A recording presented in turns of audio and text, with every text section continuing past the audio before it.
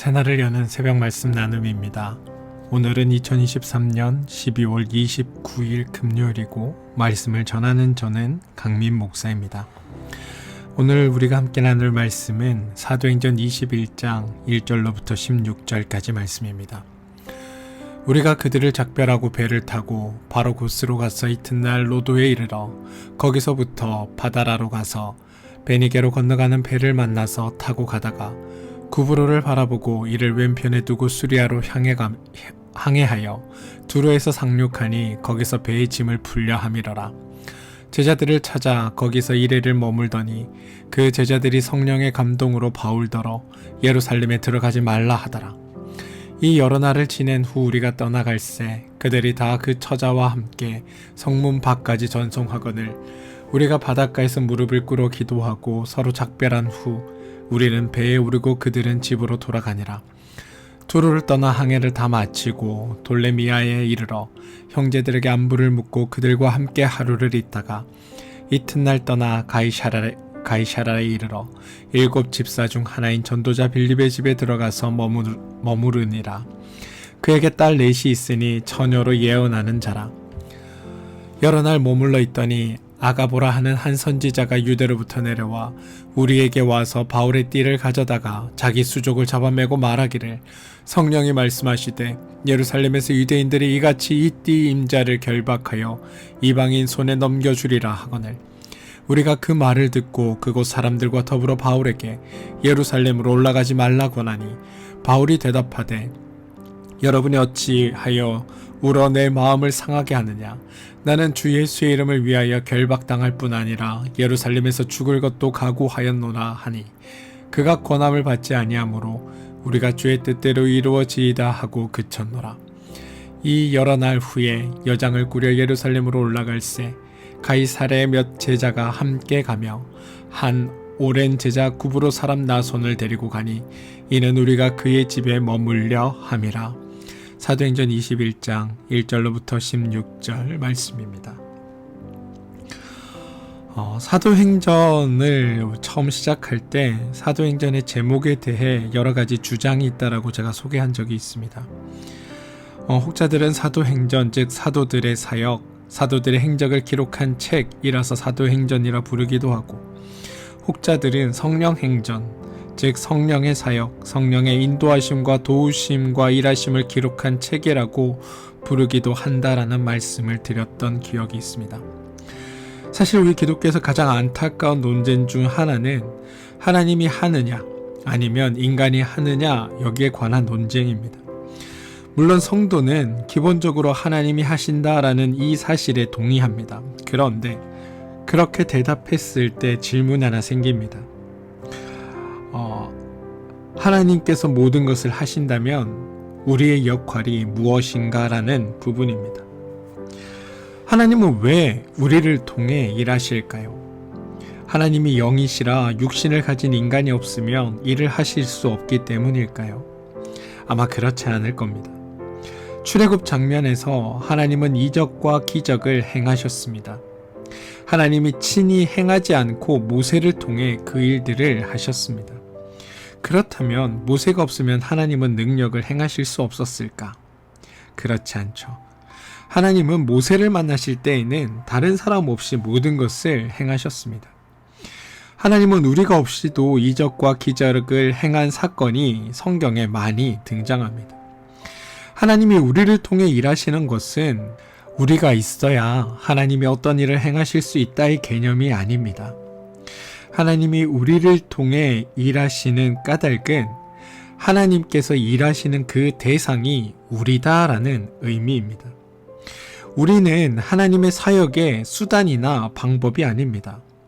우리는 하나님의 일하심의 결과가 바로 우리입니다. 하나님이 우리를 위해 일하시는 겁니다. 하나님은 하나님 스스로가 행하시는 모든 것을 우리에게 보여주시고 알게 하시고 그래서 우리가 그 모든 것을 하나님 안에서 누리게 하십니다. 그게 하나님의 일하심의 목적이십니다.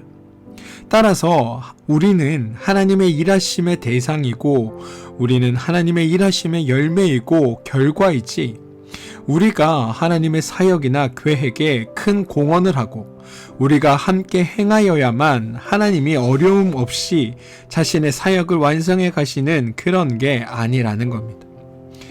그러므로 우리는 하나님의 일을 한다는 명분으로 그것 때문에 부담이나 어려움을 느껴서는 안 되고, 내가 하나님의 일을 성취해 드린다, 내가 하나님을 위해 일한다, 이런 생각도 우리가 가져서는 안 되는 겁니다. 그것이야말로 내가 하나님을 위해 일한다, 내가 하나님의 일을 성취해 드린다, 이런 생각이야말로 교만이고 오만이라는 사실, 여러분들 그것을 기억해 주시기 바랍니다. 우리는 늘 하나님의 일하심의 대상이고 일하심의 결과를 누리는 존재, 그게 우리 성도의 삶이고, 그렇기 때문에 하나님 안에서 우리는 감사하고 감격하고 기뻐하며 살아갈 수 있다는 것을 여러분 꼭 기억해 주시기 바랍니다. 사도행전 19장과 20장에서 바울의 에베소와 관련된 내용이 길게 소개되어 있습니다. 바울의 그 다음 여정이 예루살렘입니다. 20장 22절인데요. 보라, 이제 나는 성령에 매여 예루살렘으로 가는데.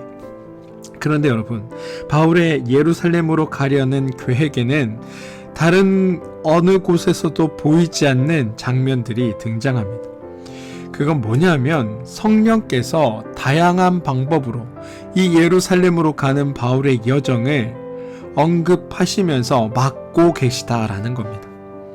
첫 번째가 20장 23절인데요. 오직 성령이 각 성에서 내게 증언하여 결박과 환난이 나를 기다린다 하시나. 무슨 말이냐면 성령께서 친절하게 네가 출발해서 예루살렘에 가면 결박과 환난이 너에게 있을 것이다 라고 말해준다는 겁니다. 바울은 이 말을 들었습니다. 그럼에도 불구하고 출발을 하죠. 21장 1절을 보시면 여러 지역을 거치면서 이동한 바울의 경로가 나와 있습니다. 이미 출발하기 전에 말씀하셨던 성령께서 중간 기착지에서 제자들을 통해 두 번째로 바울에게 말씀하십니다. 21장 4절인데요. 제자들을 찾아 거기에서 이래를 머물더니 그 제자들이 성령의 감동으로 바울더러 예루살렘에 들어가지 말라 하더라. 두 번째 하시는 말씀이라 내용이 조금 더 강하여졌음을 느낄 수 있습니다. 그러나 바울은 이 여정을 계속해서 갑니다.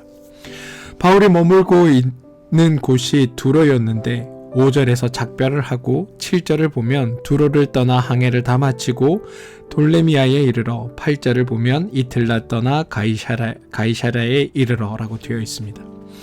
가이사랴에서 바울이 묵는 곳이 7집사 중에 하나인 전도자 빌립의 집이었습니다. 지금 성령이 바울에게 계속하여 말씀하고 있다는 것을 제가 설명하는 중입니다. 첫 번째 직접 말씀하시고, 두 번째는 제자들을 통하여 말씀하셨고, 세 번째는 두 번째와 또 다르게 어떤 시청각적인 자료를 동원해서 세부적인 내용으로 설명하고 있습니다. 21장 10절인데요. 여러 날 머물러 있더니 아가보라 하는 한 선지자가 유대로부터 내려와 우리에게 와서 바울의 띠를 가져다가 다시 자기 수족을 잡아매고 말하기를, 성령이 말씀하시되 예루살렘에서 유대인들이 이같이 이 띠 임자를 결박하여 이방인의 손에 넘겨주리라 하거늘. 여러분, 말씀이 이해되십니까? 지금 성령께서 바울에게 3번을 말씀하시는데 내용이 동일합니다. 약간의 정도와 방법의 차이만 있을 뿐 내용적으로는 명백합니다. 예루살렘으로 가지 말라, 가면 고생한다 입니다. 이쯤 되면 여러분, 바울이 보여야 할 반응이 사실 정답이 나와 있는 것 아닙니까? 성령께서 3번이나 예루살렘으로 가면 고생한다라고 말씀하셨으니 바울도 알아들을 법합니다. 그런데 바울의 반응이 좀 의외입니다. 바울은 예루살렘으로 가는 그 여정을 멈추려는 생각이 전혀 없다는 겁니다. 심지어 3번째로 주변에서 이 일을 막자 바울은 13절에 이렇게 이야기합니다. 바울이 대답하되 여러분이 어찌하여 울어 내 마음을 상하게 하느냐. 바울은 지금 자신이 예루살렘으로 가서 해야 할 이 일을 얼마나 소중하게 여기고 있는지, 자신이 이 일을 얼마나 하고 싶어 하는지, 자신이 이 일을 얼마나 사랑하며 기뻐하고 즐거워하고 있는지를 표현하고 있는 겁니다. 바울의 마음이 변하지 않았습니다. 문제는 성령이 3번이나 만류하고 있다는 것에 있습니다. 바울은 성령의 인도함을 받고 바울을 만류하는 이들에게 다음과 같이 말합니다. 나는 주 예수의 이름을 위하여 결박당할 뿐 아니라 예루살렘에서 죽을 것도 각오하였노라. 바울의 이 표현을 들어보면 나는 무슨 일을 당하든지 반드시 간다라고 고집을 피우는 것으로 보여집니다. 나는 주 예수의 이름을 위하여 결박당할 뿐 아니라 예루살렘에서 죽을 것을 각오하였노라. 마치 내가 결박당하는 이야기 나도 들었고 그것을 기억하고 있고 나도 알고 있거든. 그런데 나는 결박당할 뿐만 아니라 죽을 것도 각오했어. 그러니 나는 꼭 가야 돼 라고 말합니다. 이러한 바울의 반응에 대해 성경이 한마디 덧붙이는 것이 14절에 나오는데요. 그가 권함을 받지 아니함으로입니다. 자, 여러분, 제가 질문해 보겠습니다. 바울은 왜 이럴까요? 바울은 성령에 순종해야 하는 것 아닙니까? 바울은 지금 불순종하고 있는 걸까요?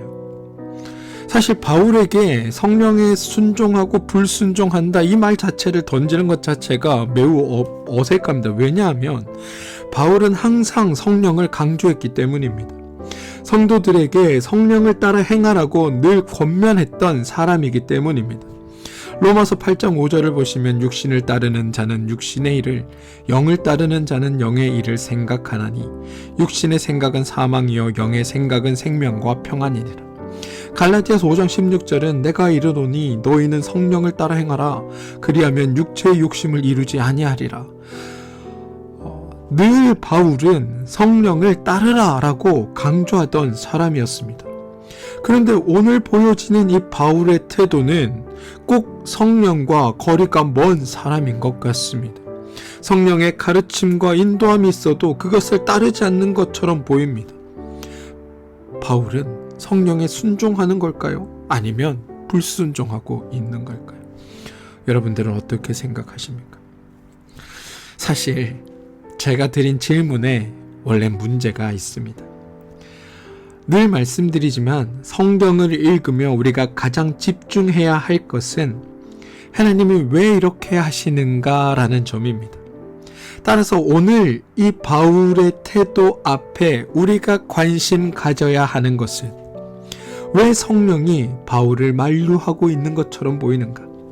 이 일을 행하시는 하나님의 뜻은 무엇에 있는가? 다시 말해 성령의 뜻이 어디에 있는가라는 것에 우리는 먼저 집중해야 합니다. 바울의 태도가 아니라 이렇게 일하시는 성령의 뜻이 무엇인가를 우리는 먼저 물어야 한다는 겁니다. 만약 성령님의 말씀이 명령이었다면 오늘 바울은 그 명령에 불순종한 것이 맞습니다. 하지만 성령님의 말씀이 명령이 아니라 권유 내지는 권고 정도였다면 바울이 그것을 따르지 않는다고 해서 성령을 불순종한 것이 아니라는 뜻이기도 합니다. 그러므로 성령의 뜻이 어디 있는지 우리는 관심을 두고 말씀을 봐야 합니다. 오늘 본문의 가장 핵심되는 본문은 14절인데요. 14절에 이렇게 고백되어 있습니다. 그가 권함을 받지 아니하므로 우리가 주의 뜻대로 이루어지리이다 하고 그쳤노라. 여러분, 이 구절을 우리가 단순하게 생각하면 안 됩니다. 그가 권함을 받지 아니하므로 나왔으니 바울은 불순종한 게 맞다라고 단정지어서는 안 된다는 겁니다. 우선 성령이 바울에게 하신 그 말씀은 바울에게 일어날 일이 무엇인지에 대해 알려주는 내용이었습니다. 20장 23절도 21장 11절도 모두 바울에게 일어날 현상입니다. 그것을 알려주면서 가라, 가지 말라라고 성령은 바울에게 언급하지 않았던 겁니다. 가지 말라고 말한 것은 성령이 아니라 제자들 또는 성도들입니다. 제자들과 성도들이 바울이 그곳에서 당할 어려움과 고난을 본 후에 바울을 만류하고 있는 겁니다. 21장 4절에도 제자들이 바울에게 예루살렘에 들어가지 말라고 권면하고 있고 12절에도 누가를 비롯하여 빌립의 집에 묵었던 사람들이 바울에게 예루살렘으로 가지 말 것을 권면합니다. 제자들은 성령의 말씀을 들었습니다. 성령의 안내를 받았습니다. 그리고 성령의 인도하심과 말씀과 안내를 통해 바울이 예루살렘에서 겪을 일들을 보았습니다.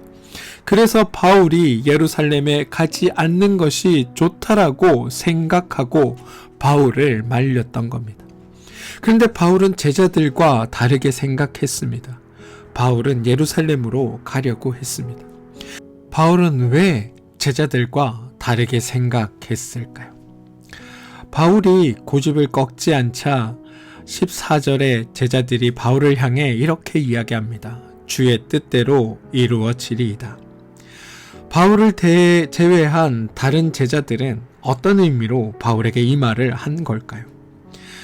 먼저 이 말은 여러분, 제자들이 바울의 고집에 체념한 것이 아닙니다. 이걸 분명히 아셔야 됩니다. 네가 고집을 꺾지 않으니까 내가 너한테 해줄 수 있는 건 이 말밖에 없다. 이런 의미로 이 말을 한 게 아니라는 겁니다.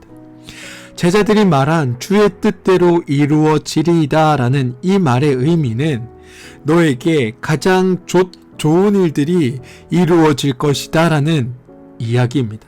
가장 좋게 이루어지리이다 라는 의미라는 겁니다. 지금 바울과 제자들은 모두 주님의 뜻을 알고 있습니다. 가는 것이 주의 뜻이냐, 안 가는 것이 주의 뜻이냐, 이것이 아니라 주님의 뜻은 항상 우리를 옳은 길로 인도한다. 주님의 뜻은 항상 우리에게 좋은 것을 이루어 주신다라는 그것을 알고 있다라는 의미입니다. 우리는 종종 어떤 일 앞에 무엇을 선택해야 할까를 놓고 고민합니다. 이것이냐 저것이냐만을 생각합니다.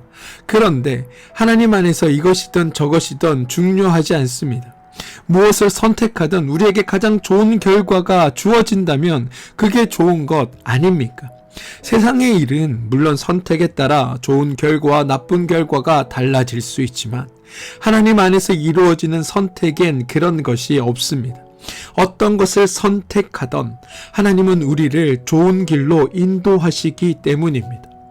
중요한 건 하나님의 뜻은 언제나 우리에게 최상이는 것, 최고라는 것, 최적이라는 사실입니다. 우리가 그것을 신뢰해야 하는 겁니다. 하나님은 우리를 사랑하십니다. 지금 제자들이 말하는 것이 바로 이것입니다. 성령께서 바울이 예루살렘에서 결박당할 것을 말하셨습니다. 제자들이 말렸는데 바울이 듣지 않습니다. 그랬더니 제자들이 주님의 뜻대로 이루어지리다 라고 말합니다. 그런데 이건 아이고 주님 우리가 말려보려고 했는데 도무지 말을 듣지 않네요.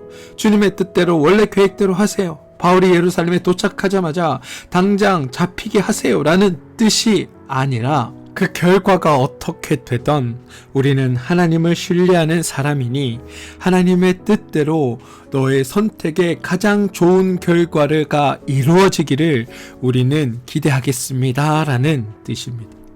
제자들의 주의 뜻대로 이 말은 가장 좋은 결과가 당신에게 이루어지기를 기대합니다 라는 뜻입니다. 여러분, 만약 제자들이 앞서 말한 것처럼 예루살렘에 도착하는 대로 당장 잡히게 하세요라고 해석을 말했다면 그동안 불순종한 것은 제자들이 되어버립니다. 왜냐하면 주님의 뜻이 이루어지지 않도록 바울을 못 가게 하기 때문입니다. 주님의 뜻은 바울이 가서 잡히는 건데 지금 제자들이 바울을 막고 있으니까 주님의 뜻이 이루어지지 못하도록 하고 있다는 겁니다. 그래서 오히려 바울은 하나님의 뜻에 순종한 것이 됩니다. 왜냐하면 자신이 가야 주님께서 하신 성령의 뜻대로 자신이 결박되기 때문입니다. 안 가면 결박될 것이라는 주님의 뜻이 이루어지지 않으니 기어코 가려고 한 바울이 진짜 순종한 것이 되어버리기 때문입니다.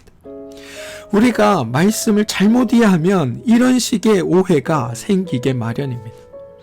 제자들은 지금 당신이 그 길을 선택하더라도 하나님은 당신에게 가장 좋은 것들로 이루어 주실 겁니다.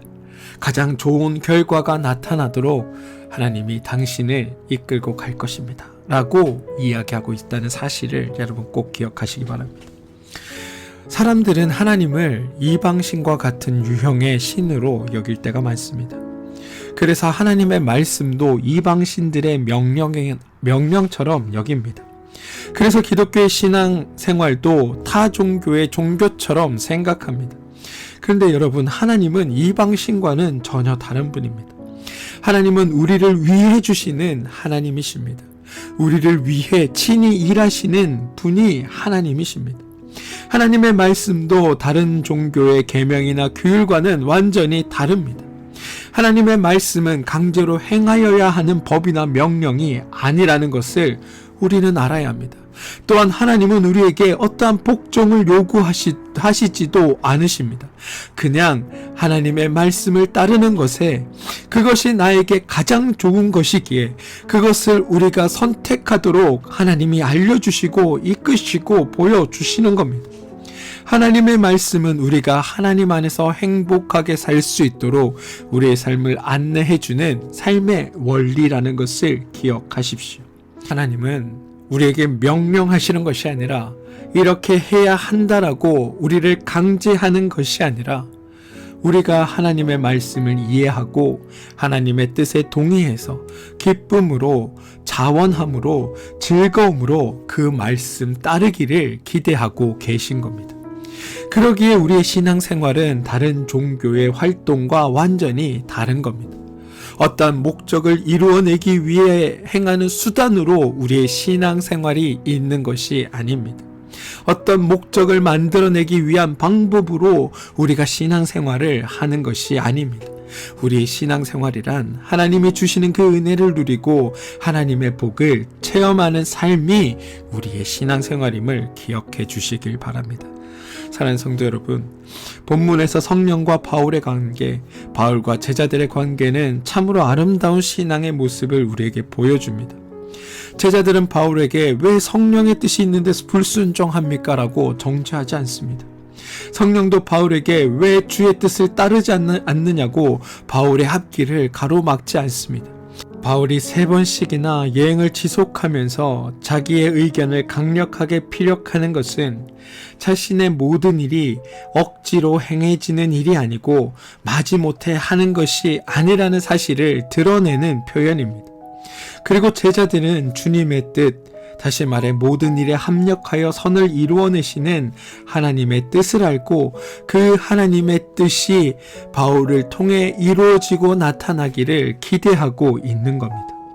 사랑하는 성도 여러분, 특정한 순간에 특정한 일에 대해 이것이 주님의 뜻이냐 아니냐를 선택하려는 어리석음이 아니라 우리의 삶을 늘 돌보시고 우리의 삶을 늘 이끌어 가시고 우리의 삶을 늘 살피시는 하나님의 그 본질적인 뜻을 깨닫고 늘 주의 뜻대로 우리의 삶에 이루어지기를 기대하고 소망하며 실제로 주의 뜻이 이루어짐을 경험하며 그것을 누리는 그런 삶을 살게 되시길 주님의 이름으로 축원드립니다.